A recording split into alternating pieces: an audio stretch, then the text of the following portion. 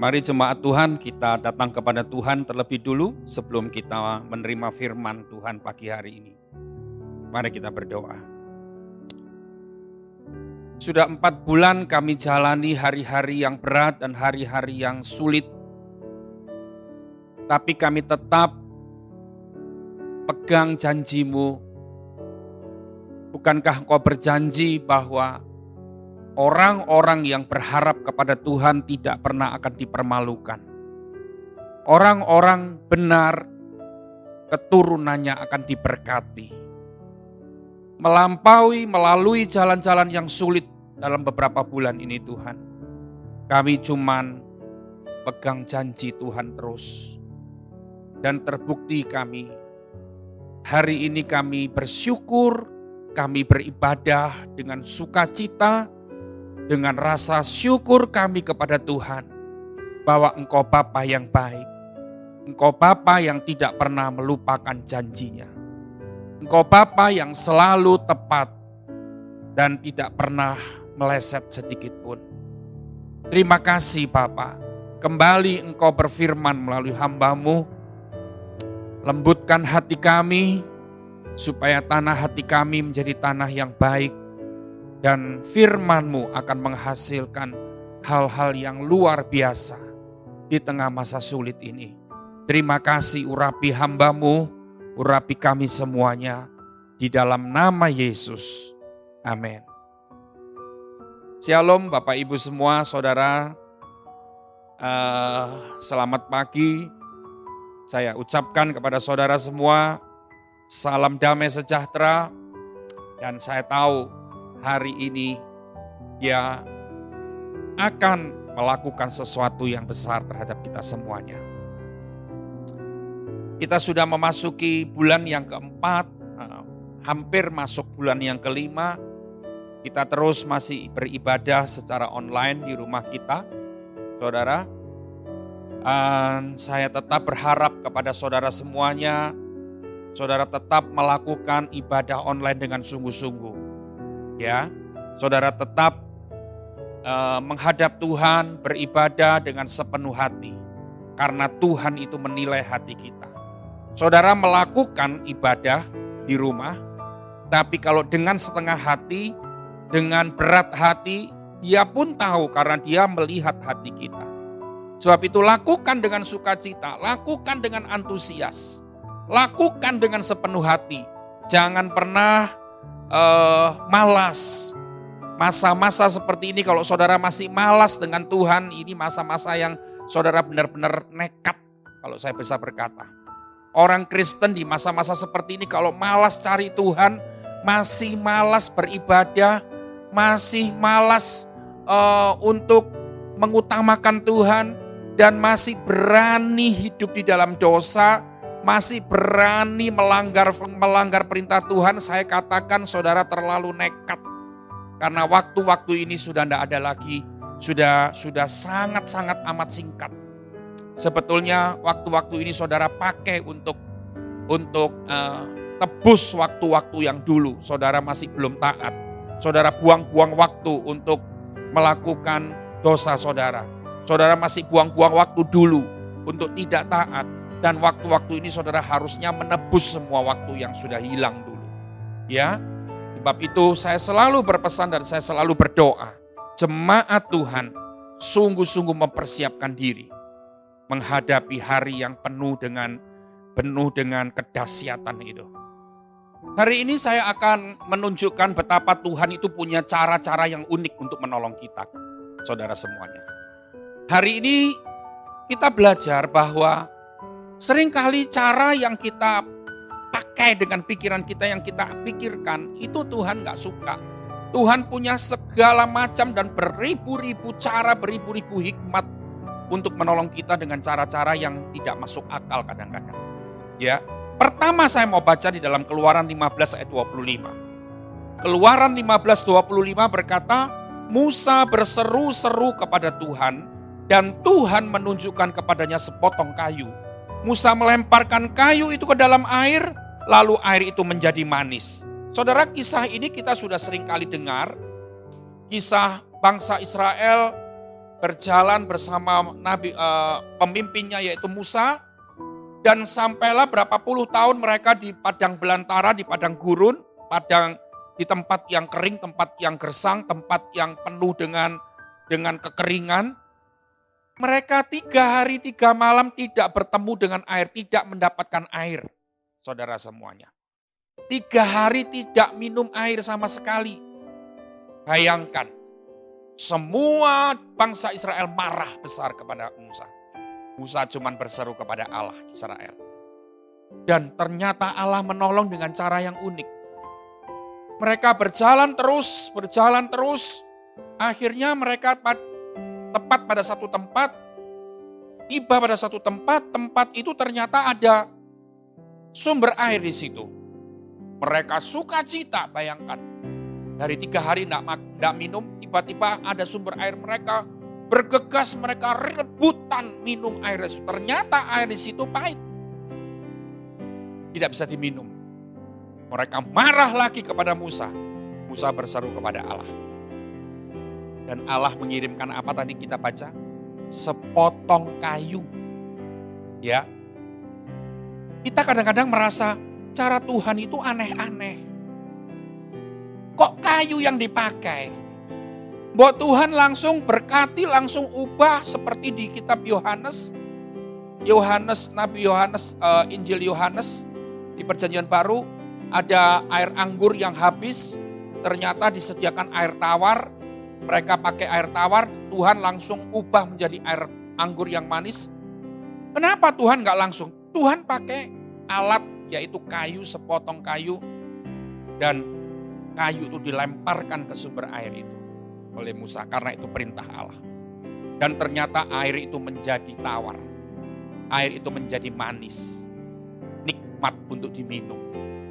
Ini cara yang unik yang pertama kita mau pelajari pagi hari ini. Kadang-kadang Tuhan menolong kita dalam kesesakan kita.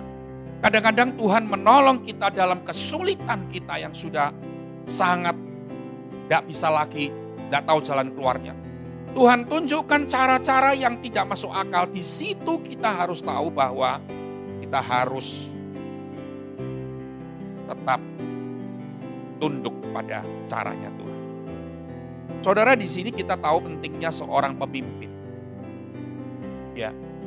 Musa pemimpin dari bangsa Israel untuk masuk ke tanah perjanjian.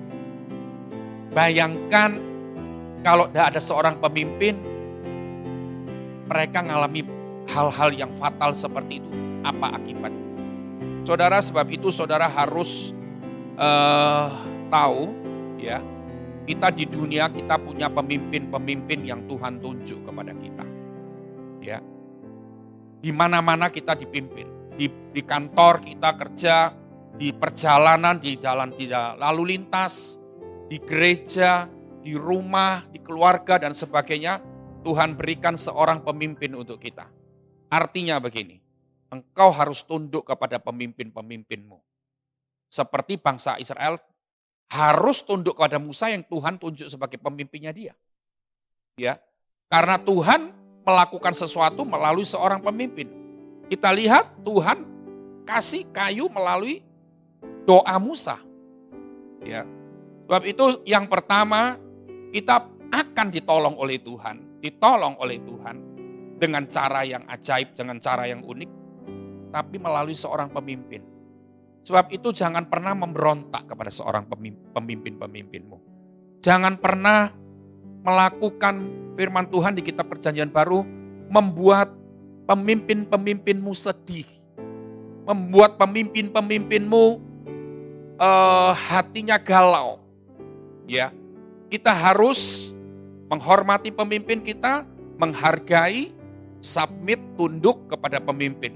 Karena Tuhan memberkati kita melalui seorang pemimpin. Saudara, yang kedua, kisah tentang Gideon. Pada waktu Allah memilih Gideon untuk memimpin tentara Israel, tentara penglima perang, tentara yang akan berperang melawan musuh yang namanya bangsa Midian, Allah tidak memilih orang lain. Allah tidak memilih pemimpin-pemimpin yang sudah jago berperang, tidak.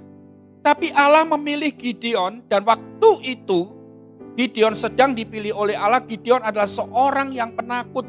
Dia seorang yang tidak percaya diri. Dia merasa dia kaum yang paling kecil dari kaum yang paling kecil dan tidak punya kemampuan apa-apa.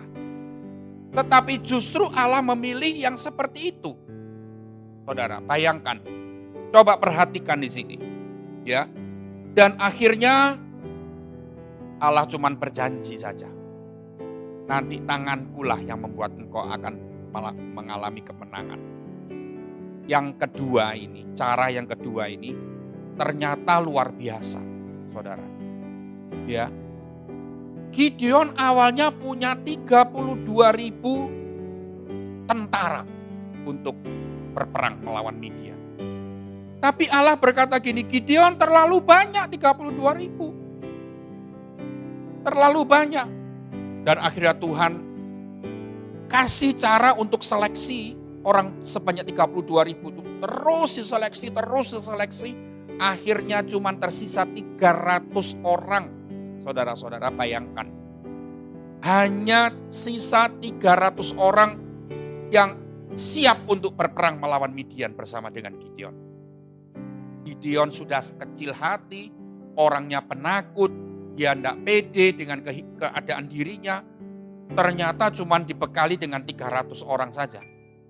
Dan bukan membawa alat-alat perang, tetapi membawa alat-alat yang tidak ada hubungannya dengan perang. Tapi ternyata Tuhan membuat kemenangan besar bagi Gideon. Apa yang membuat Gideon alami kemenangan besar? Kerendahan hati Gideon. Saudara, tadi yang pertama Tuhan akan buat cara yang unik melalui seorang pemimpin. Artinya gini, kalau kita tunduk submit kepada pemimpin, pemimpin akan dipakai Tuhan untuk menolong engkau. Tapi dengan cara-cara yang unik. Yang kedua, Tuhan akan menolong saudara dengan cara-cara yang unik ketika kita menjadi orang yang rendah hati. Orang yang rendah hati itu selalu percaya dengan apa yang disampaikan. Kalau Tuhan ngomong apa, dia selalu percaya. Ya, seperti Gideon. Gideon ini orang yang tidak punya kemampuan untuk berperang dan dia sangat takut, sangat merasa tidak bisa apa-apa. Tapi Tuhan bilang, kamu harus berperang. Aku yang menyertai kamu, jangan takut. Kan gitu aja. Dan bayangkan dari 32.000, Tuhan harus rampingkan menjadi 300 orang. Sebetulnya Gideon gak berani. Tapi Gideon cuman percaya saja. Orang yang mudah percaya adalah orang yang rendah hati.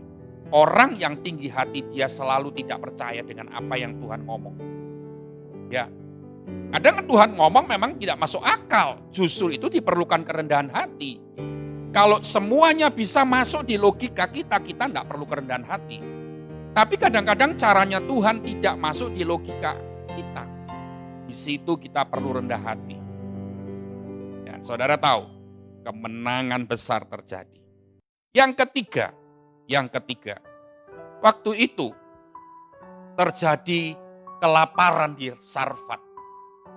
Ada seorang janda di Sarfat yang tidak punya apa-apa, cuman punya tepung sedikit, punya minyak sedikit, dia mau buat roti buat dia dan anaknya, dan dia tidak akan bisa makan lagi karena musim kekeringan dan musim kelaparan waktu itu.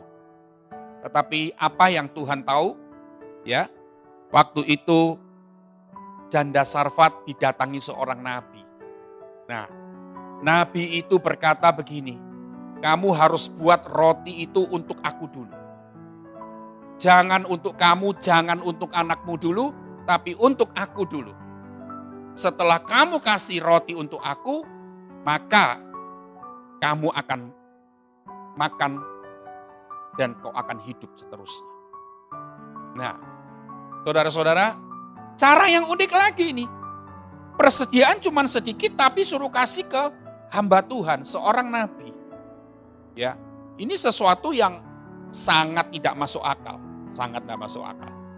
Nah, saudara semuanya, hal yang ketiga ini kita belajar apa? cara yang unik Tuhan akan lakukan kepada kita kalau kita tidak pelit. Seperti janda Sarfat. Janda Sarfat tidak pikir apa-apa lagi. Janda Sarfat hanya nurut perintah Nabi. Dan dia buat roti, dia kasih ke Nabi terlebih dahulu. Dan baru mereka makan berdua. Akhirnya tepung itu tidak pernah habis. Minyak itu tidak pernah habis. Sampai musim kelaparan selesai. Mereka terselamatkan. Bayangkan kalau janda ini adalah seorang yang pelit. Dia pasti akan menolak permintaan dari Nabi itu. Nah, tapi saudara tahu, untuk mengalami sesuatu yang luar biasa, jangan pernah pelit. Nah, yang berikutnya kita lihat sekarang, yang terakhir, saudara semuanya, yang terakhir kita lihat. Kasus di Perjanjian Baru, itu ada seorang yang buta, ya, seorang yang buta minta disembuhkan oleh Yesus, tapi ternyata Yesus menyembuhkan orang buta ini dengan cara meludah di tanah yang sudah dikasih ludahnya Yesus, itu diambil, diremas, dan itu dipakai untuk menyembuhkan orang yang sakit buta itu. Nah, saudara, hal unik lagi yang terjadi di situ. Saudara mau ngalami sesuatu yang unik enggak dari Tuhan? Kita seringkali cuman, Tuhan aku mau ngalami yang unik. Tuhan aku mau ngalami yang ajaib. Tapi perhatikan, yang pertama, hargai pemimpinmu dulu. Yang kedua, ya, jadilah orang yang rendah hati. Jangan suka melawan. Jangan suka, orang yang rendah hati itu akan nurut. Orang yang rendah hati itu akan percaya apa yang disampaikan oleh perintah Tuhan. Jangan suka melawan dengan kata-kata atau melawan dengan perbuatan. Ya. Hal yang unik yang ketiga tadi saya berkata, akan kita alami ketika kita bukan menjadi seorang yang punya sifat pelit. Ya. Kalau kita terikat, terbelenggu dengan sifat dasar kita pelit itu, maka kita tahu Tuhan gak akan melakukan sesuatu yang unik untuk kita. Saudara, di musim seperti ini kita butuh loh sesuatu yang unik yang Tuhan lakukan. Dengan cara apapun kita rasanya buntu, tetapi Tuhan bisa buka jalan dengan cara apapun. Asal yang ketiga tadi kita tidak punya sifat pelit. Yang keempat, tadi saya berkata, orang buta itu mau minta sembuh, tetapi dengan cara Tuhan mengoleskan ludahnya ke matanya. Saudara, ini pelajaran tentang apa? Pelajaran tentang sebuah penyerahan yang total kepada Tuhan. Orang buta ini sudah berpuluh-puluh tahun dia buta. Ya. Dan ketika dia di sekeliling orang-orang itu, yang ada waktu itu bukan orang buta dengan Yesus saja. Banyak orang. Ketika Tuhan pakai ludahnya, ketika Tuhan meludah, orang-orang itu semua berkomentar. Dan orang buta itu memang dia tidak bisa melihat waktu Tuhan meludah dan sebagainya. Tetapi dengan komen-komen orang-orang yang ada di sekitarnya, dia tahu bahwa Tuhan mau melakukan sesuatu yang tidak masuk akal. Tapi namanya orang buta ini, dia sudah berserah total, mau dengan cara apapun, dengan cara yang tidak baik pun, dengan cara yang konyol pun. Wes pokoknya aku berserah saja sama Tuhan. Inilah dia, saudara. Kalau engkau berserah sama Tuhan, Tuhan akan pakai cara-cara yang unik untuk kita. Tapi kalau kita kadang-kadang minta, Tuhan jangan pakai begitu, ini bahaya. Ludah itu kan ada racunnya, mungkin ludah itu ada virusnya. Ludah itu kan, wah kalau zaman sekarang lagi saudara, ya kan ini zaman COVID-19. Ya wow saudara, lendir, ludah atau ingus itu sesuatu yang sangat kita takuti. Ya, kalau saya sendiri ini sudah menjaga hati saya, menjaga diri saya untuk tidak parno, untuk tidak paranoid gitu saudara. Tapi saya ini sekarang agak-agak seperti itu terus terang saudara. Jadi saya ini kalau mau masuk ke mana begitu, ke mall atau kalau mall mungkin satu arah gini ya, one way. Kalau misalnya ke Indomaret gitu saya masuk ya saudara. Kalau ada orang mau keluar saya tahan diri. Kalau dulu saya kan pintunya lebar, saya cuek aja. Sekarang kalau ada orang dekat saya langsung saya menjauh. Kalau ada orang jalan di depan saya atau di sebelah saya langsung menjauh. Apalagi kalau orang itu tiba-tiba batuk atau orang itu tiba-tiba bersin. Wah, itu sesuatu yang tiba-tiba membuat saya sangat takut dengan hal-hal seperti itu. Ya. Ludah walaupun bukan zaman Covid, ludah itu sesuatu yang merendahkan.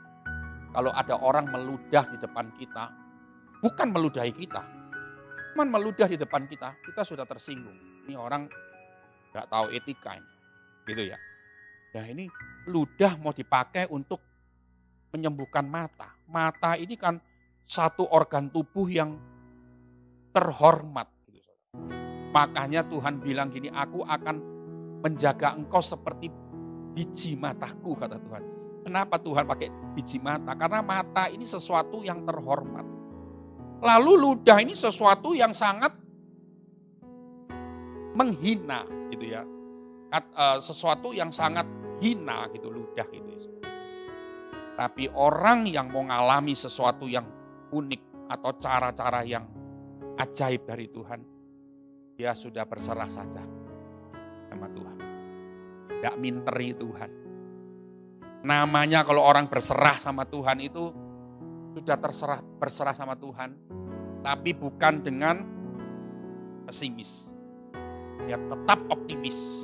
Dia tetap melakukan bagiannya. Selebihnya Tuhan yang akan melakukan. Saudara, 4 hal ini menunjukkan kepada kita bahwa Allah kita dahsyat. Allah kita hebat. Dia bisa pakai ludah, dia bisa pakai kayu, dia bisa pakai apa saja. Orang yang gak bisa apa-apa, orang penakut, ya Tuhan bisa pakai apapun. Tepung yang sedikit, minyak yang sedikit, Tuhan bisa lipat gandakan. Apalagi yang kau mau takutkan. Ya. Musim-musim krisis, musim-musim berat, musim-musim masa sulit seperti ini, masa-masa kering seperti ini, apa yang kau takutkan? Asal engkau sungguh menghargai pemimpin-pemimpinmu, asal saudara menjadi orang yang rendah hati, asal saudara menjadi orang yang tidak pelit, asal saudara menjadi orang yang berserah kepada Tuhan penuh, maka engkau akan melihat dan mengalami kehidupan yang diberkati Tuhan dengan cara-cara ajaib. Mari kita berdoa. Haleluya Tuhan. Terima kasih Tuhan untuk pagi yang indah ini. Kami belajar firman-Mu lagi. Kami tidak pernah jemu-jemu belajar firman. Justru di masa-masa gelap ini, firman-Mu menjadi terang bagi jalan kami. Firman-Mu menunjukkan arah yang tepat untuk kami. Terima kasih Tuhan, terima kasih. Kami tetap bawa jemaat-Mu kepada Tuhan. Kami tetap topang semua jemaat-Mu setiap hari di dalam doa-doa kami. Tidak henti-hentinya kami berdoa untuk umat-Mu, jemaat-Mu Tuhan. Kami percaya ada tangan Tuhan yang kuat yang selalu menopang mereka, menopang kami semuanya. Ada jaminan yang pasti di dalam Tuhan. Engkau tidak pernah mempermalukan orang yang berharap kepada Tuhan. Terima kasih Tuhan, terima kasih. Jadikan kami ada orang-orang yang menghargai pemimpin-pemimpin kami. Jadikan kami ada orang yang rendah hati. Jadikan kami tidak pelit. Jadikan kami orang yang berserah penuh kepada Tuhan. Supaya kami melihat hal-hal yang ajaib terjadi. Tidak pernah bisa dicegah oleh siapapun. Terima kasih Bapa. Jemaat-Mu yang sakit, tangan-Mu yang menyembuhkan. Jemaat-Mu mungkin yang saat ini lagi dalam kondisi yang sangat susah. Dalam perekonomian, dalam keuangan. Tuhan, justru di masa-masa susah, hal-hal yang ajaib akan terjadi secara tiba-tiba, secara mendadak. Tuhan menunjukkan dan Tuhan melakukan hal-hal yang luar biasa. Terima kasih Bapak, terima kasih. Kami memiliki Tuhan yang dahsyat, kami memiliki Allah yang hebat. Dalam nama Yesus, amin.